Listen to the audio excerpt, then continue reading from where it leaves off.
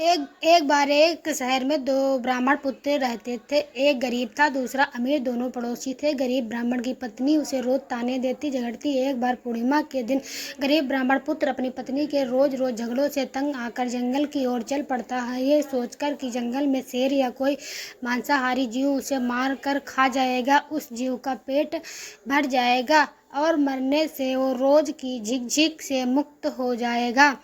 जंगल में जाते ही उसे एक गुफा नजर आती है। वो गुफा की तरफ जाता है। गुफा में एक शेर सोया होता है और शेर की नींद में खलल ना पड़े इसके लिए हंस का पहरा होता है। हंस जब दूर से ब्राह्मण पुत्र को आता देखता है तो चिंता में पड़कर सोचता है, ये ब्राह्मण आएगा, शेर जगेगा और इसे मारकर खा जाएगा। पूर्णिमा के दिन मुझे पाप लगेगा, इसे बचाएं कैसे?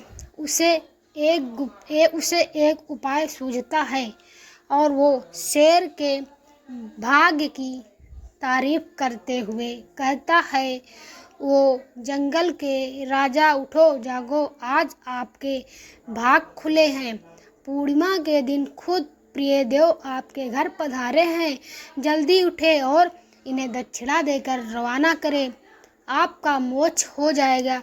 ये दिन दोबारा आपकी ज़िंदगी में शायद ही कभी आए, आपको पशु योनि से छुटकारा मिल जाएगा। शेर दहाड़ कर उठता है।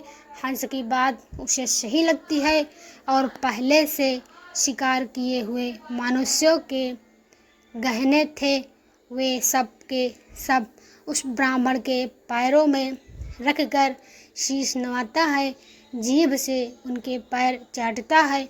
हंस ब्राह्मण को इशारा करता है, प्रिय देव, ये सब गहने उठाओ और जितना जल्द हो सके वापस अपने घर जाओ। ये सिंह है, कब मन बदल जाए। ब्राह्मण बात समझता है, घर लौट जाता है। उसके पड़ोसी अमीर ब्राह्मण की पत्नी को जब सब पता चलता है तो वो भी अपने पति को जबरदस्ती अगली पूर्णिमा को जंगल में उसी शेर की गुफा की ओर भेजती है। अब शेर का पहरेदार बदल जाता है। नया पहरेदार होता है कावा। जैसे कावे की प्रवृत्ति होती है, वो सोचता है, बढ़िया है, ब्राह्मण आया, शेर को जगाओ, शेर की नींद में खलल पड़ेगा और गुस्साएगा, ब्राह्मण को मारेगा तो कुछ मेरे भी हाथ लगेगा, मेरा पेट भर जाएगा। ये सोच कावा काँव काँव चिल्लाता है। शेर गुस्सा हो जाता है। दूसरे ब्राह्मण पर उसकी नज़र पड़ती है, उसे हंस की बात याद आ जाती है। वो समझ जाता है कावा क्यों काँव काँव कर रहा है। वो अपने पूर्व में हंस के कहने पर किए गए धर्म को खत्म नहीं करना चाहता, पर फिर भी शेर तो शेर होता है, जंगल का राजा है। वो दहाड़ कर ब्राह्मण को कहता है, हंस उड़ सरोवर गए और अब काग भय प्रधान, ये तो विप्रा थारे घरे जाओ। मैं किनाइनी जिजमान अर्थात हंस को अच्छी सोच वाले, अच्छी मनोवृत्ति वाले थे, उड़ के सरोवर यानी तालाब को चले गए और अब कावा प्रधान पहरेदार है जो मुझे तुम्हें मारने के लिए उकसा रहा है। मेरी बुद्धि घूमे उससे पहले ही ये ब्राह्मण यहाँ से चले जाओ। शेर किसी का जजमान नहीं हुआ है, वो तो हंस था जिससे मुझ शेर से भी पुण्य करवा दिया। दूसरा ब्राह्मण सारी बात समझ जाता है और डर के मारे तुरंत प्राण बचाकर अपने घर की ओर भाग जाता है।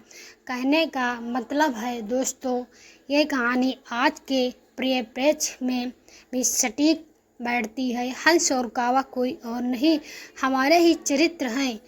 कोई किसी का दुख देखकर दुखी होता है और उसका भला सोचता है, वो हंस है। और जो किसी को दुखी देखना चाहता है, किसी का सुख जिसे सहना ही होता है, वो कावा है। जो आपस में मिलजुल भाईचारे से रहना चाहते हैं, वे हंस प्रवृत्ति के हैं।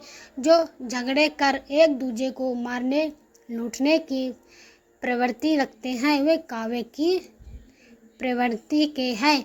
अपने आसपास छुपे बैठे कावों को पहचानो, उनसे दूर रहो और जो हंस के हैं उनका साथ करो। इसी में आपका व हम सबका कल्याण छुपा है। प्लीज़ चैनल को लाइक एंड सब्सक्राइब कीजिए।